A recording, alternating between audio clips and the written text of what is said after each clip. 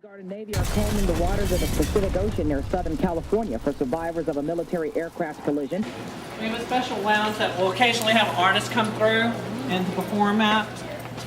Oh, this is cool. So you do concerts here? Yes. Cool. Come on, squeeze in, guys. Come on. With a little bit of a Christian flair to it, but not too much. It's easy listening with family. Do you do video in here as well, Earl, or Yes, is it? we do. Wow. But it looks very video friendly. We actually, if I turn on the rest of the spotlights that are behind you, it's enough lighting on the stage then to show it. But we'll, if you go to any of our station websites, you can always log in and see past performances on it. With the other 6 stations, we have the 2 country stations here in Austin, Case and KVET. And then we have Jammin', which is now the Beat 105.9. I have to break the habit of saying Jammin'. It's now the Beat 105.9. Kiss 96.7, and then the River 102.3, and Sports Radio 1300. So we pretty much cover every genre of music. And we are the 2 country stations in Austin, the only 2. We've had every artist from Taylor Swift to Jewel. She was been in here. Had Sarah Bareilles. Let's see, we've had Kobe Clay. Let's see who else. We've had Winona Judd. Go Blues musicians. We've had the Jonas Brothers. You pretty much name any of them, they've all passed through the doors at least one time or another. When did you set this space up? How long has it been? This space was originally our main conference room, and we converted it about 2.5 years ago, almost 3 years ago, into the lounge, and we redesigned our other conference room and added to it so we can open it up as one larger one, which I'll show you all the rest of the building in a minute. So how much do on-air performers make at Clear Channel? It varies.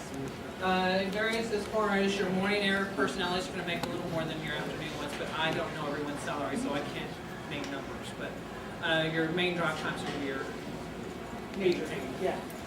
Thank you. Yep. I guess Sprint hasn't really financial. Yes, Sprint, this was known as the Sprint Live Lounge. We had it sponsored, which that sponsorship ran out. We've taken all the Sprint stuff down. We had more curtains and stuff, and we see gaps in it right now. They were yellow and they said Sprint on it. We have yet to have the buttons all taken care of because we're looking for new sponsorship ID because when the account executives sell the room, that person gets advertisement. So every time we say the Live Music Lounge, we put their business name in front of it. So let's say Pepsi Cola is going to come in, well then it'll be Pepsi room. If not, it's going to be the Coke room. Whoever they get to take the Sprint place. Because it was the Sprint Live Lounge, but now it's up for grabs. Anyone else? All right. Well then, let me take you through the rest of the building. We had our main building that had Case and KVET and 105.9 and the sports station all over at the Lamar building at 705 North Lamar. And we also had 811 Market Springs, which had our KPEZ and KHFI studios. But we also had studios that were voice tracking studios at 60 Congress. Well, all of that is now combined into this one building. We've finally got one home, so we're all together. And this building used to be the Army Air Corps base for Clear Channel. Come on in. Thanks. You're welcome. I'll bring you back to your studio in a minute. Can't wait. But this used to be the old Army Air Corps base for Penfield.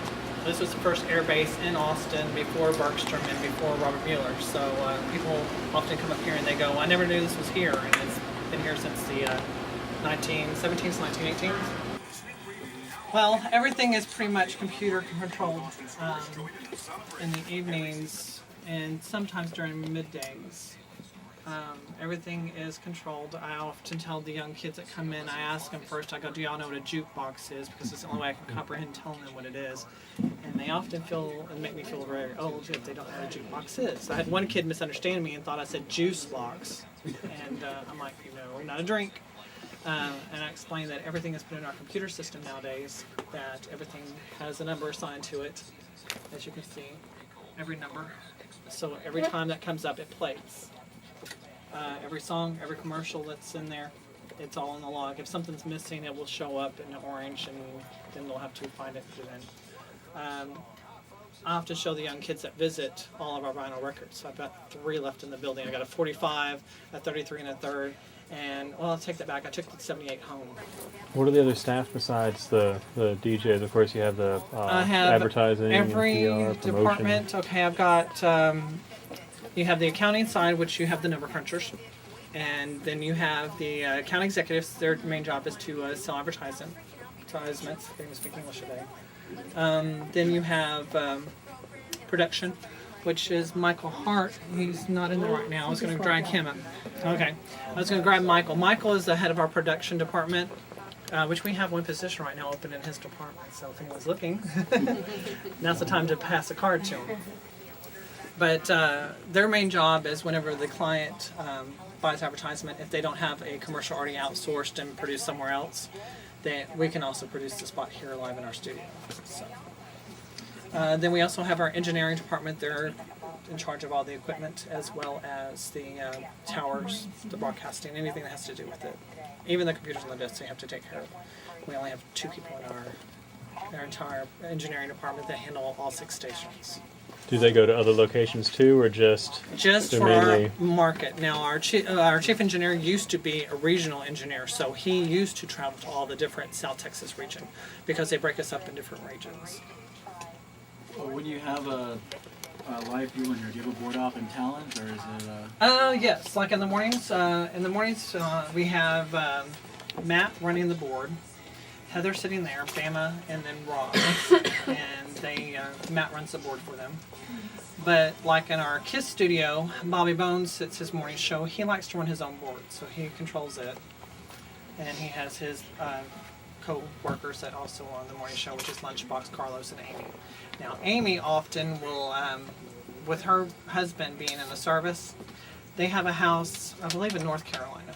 So they have her linked up from North Carolina, but she's in town right now, so she's broadcasting from here. Otherwise, she climbs up in her attic in a little room, and she chimes in, and she logs in. And having 2 country stations, Mm-hmm. what are the pros and cons of that? they're totally different. When you're looking at Case, you'll get a lot of the current top 40, as well as a mix of some of the more Texas artists, as far as like you're going to hear George Strait because he's from Texas. But you're not going to hear like the classic country artists so as much as you would on the KVET station. Where KVET, they cater to a lot of the older, like on Saturday mornings you'll have the Tom Allen Country Gold Show. He plays everything from the 50s, 60s, 70s, and 80s as far as the country music. As well as the evenings and the afternoons, we cater a lot to our younger generation that are more college age, that are listening to bands like Roger Creager, Pat Green, Corey Morrow, that group. So we have the Roadhouse show in the evenings for them because it kind of caters across the board to everyone on KVET. And Case, I believe, I'll have to double check myself, I can't etch that in stone, but I think they cater more to the female listener that are in the age range from 20 to 50. I'm not sure, I have to double check myself on that. But each station caters to a certain genre, age, as well as sex.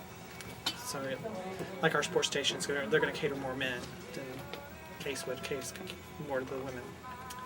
And KISS is more to the younger generation, high school to college age, and a few others that are older. Talk a little bit about for the people who are voice tracking, how far ahead do they do it? It depends on how soon they get their logs in. Often, a lot of our jocks that are still, like Bob, which he's in the log, sorry. I'm going to have to log out, I think. But anyway, often they'll do other markets. Clear Channel a long time ago came up with the concept, instead of paying someone to run the board and be on the air from midnight to 6 in the morning, to pay someone in another market or someone already at that station a little extra to voice track it. That way they didn't have to pay someone $30,000 a year. They just pay a couple extra grand for them to pick up the extra time slots. So how many people actually work here in your facility? In our facility, as counting all the air staff and all the account executives, I'm estimating about 120. But we have a few part-time staff that aren't on it.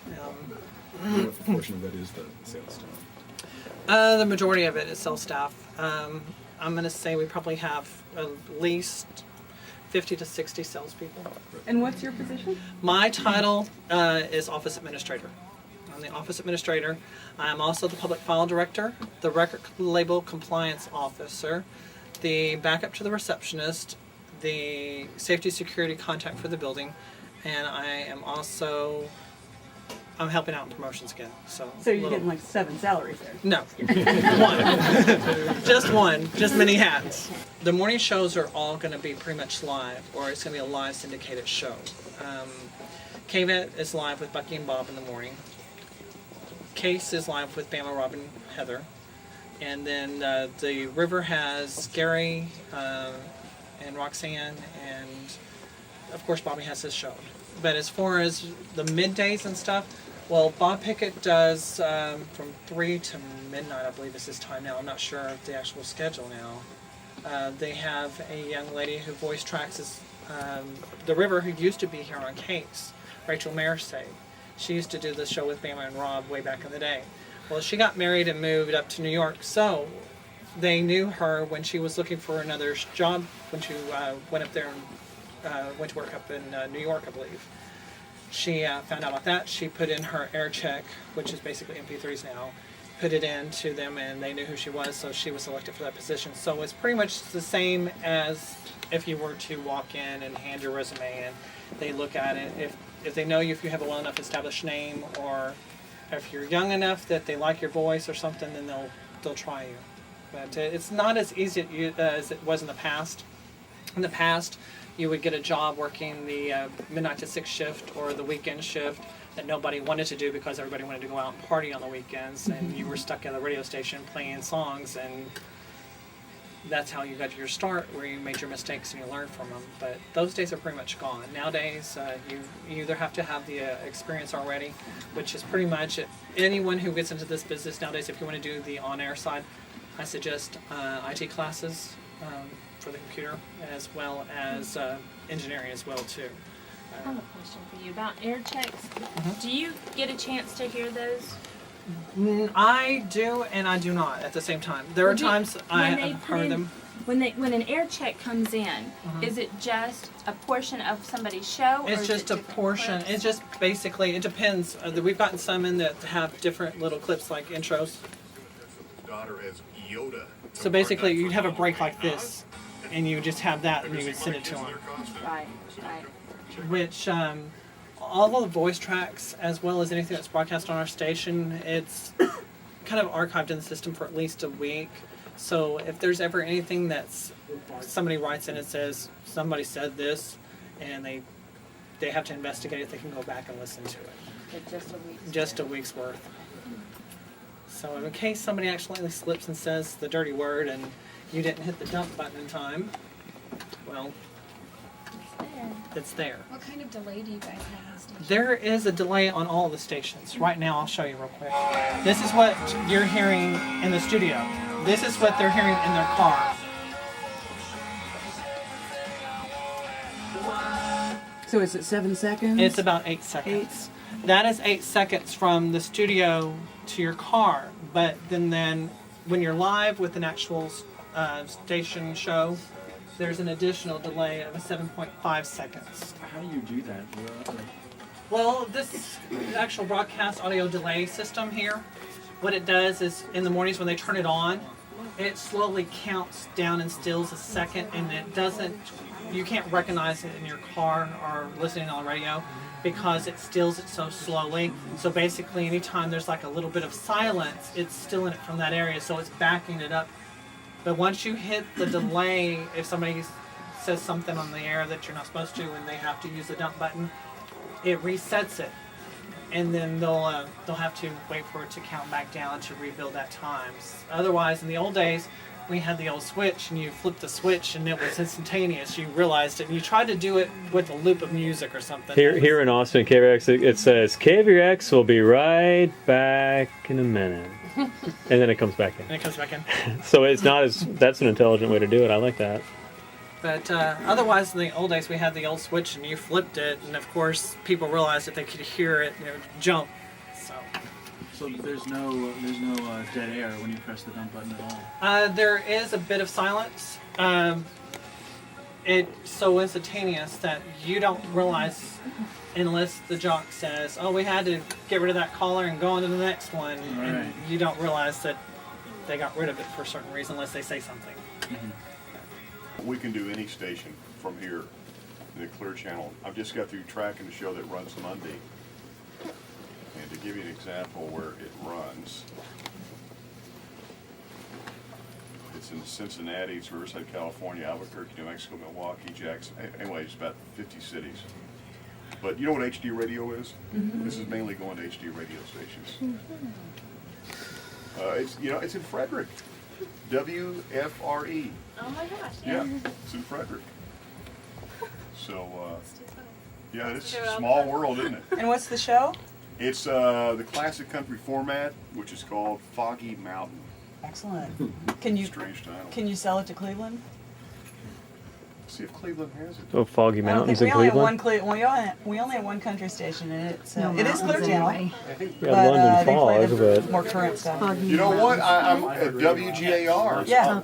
I'm on there on the HD channel. Ooh, oh HD, okay. Yeah. When? Do you know when it airs? Yeah, it's noon to 6, Monday through Friday. Okay. So yeah, we're there. But you don't also, I mean, you do other Yeah, I do Do a shout out to all those of us from Lakeland Community. Just say the wave of the future. So, but we tracked a lot from a lot of stations here, coast to coast, and we couldn't do it without the internet. That's where you get all your sources. I'm getting ready to do a show that runs Sunday night in Victoria, Texas. So I've got to depend on the computer to find out what the weather's going to be like and look at their websites, the newspaper websites, see what's happening. That way you can tie it into the community. So do you do one of those shows where people don't realize you're not in their town? Oh yeah, I've won money on them that way. Yeah, but there's different ways. I mean, it's why you always have your email address posted. When people send you an email, I'll answer it right away. Yeah. Yeah. Well, we were wondering, like, could you say hi to Lakeland Community College? You don't do local stuff like that, right? If you can't, you can't get away. You can't really do stuff like Right, that, which is right. a shame now. Yeah. There's a guy in suburban Cleveland named Tom Kent. Uh-huh. He does it out of his basement, and he's in, 50 cities, and MJI, which is a Cleveland Clear Channel station, the kind of old fart station like my age, just picked it up, and he's been in Cleveland doing it for a long time, but he never says where he is, and everybody thinks he's in their hometown. It's cool. If the radio stations there, if they're smart, this is what they're doing on some of the stations, is they will have us record liners where it personalizes, like to a certain location or whatever. Right. And then they'll put the liners inside at the local end where that Right, makes it sound more right. local. Yeah. So it's just a matter of maintenance, you know, who's going to do what. But yeah. Do you record those every time you record the shows, or are those kind of like Standard. They send them standard. But to do an average show, it'll take for a 6-hour show, it'll take 20, 25 minutes. Anybody have any questions? What programs are you using? It's called NextGen, which is a division of Profit, which is, did you show them what it looks like the other one, or the other deal? It's very easy to use and stuff. And then, of course, we use Adobe, for commercials and stuff like that, and we send down the line. So you'll use Adobe Audition for production? Yes. Seems to be the easiest thing in the world to do, Yeah. We use Pro Tools at our station. So Yes, some people have Pro Tools on their machines too. How long have you been in the industry? Radio Say with a teenager. started when I was 15 in 1975. Back when we had turntables and you had to do a live radio show. I miss those days. I love the old gear shift turntable. Yeah, I mean, sometimes you have to put money on the turntable stylus so it wouldn't jump up and everything. yeah, the dimes? I still have that. You do? Yeah, see? Yeah. I I used kept to take mine. nickels and quarters. Do you do any live shows now, or are you just voice track? I do a live show. I'm fixing to do a live on case at 4 o'clock. I'll do it live from 4 to 7. So, And then You need from a 7 guest to midnight it's all.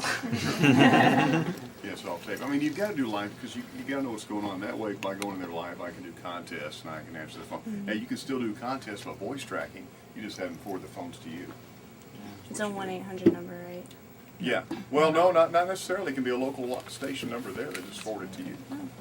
I know Mickey Gomez, she's on Kiss here, right? Mickey used to be based Used to be here. She used to be here actually live, but now yeah. she's up in Detroit. No, she's in San Francisco. San Francisco? Okay.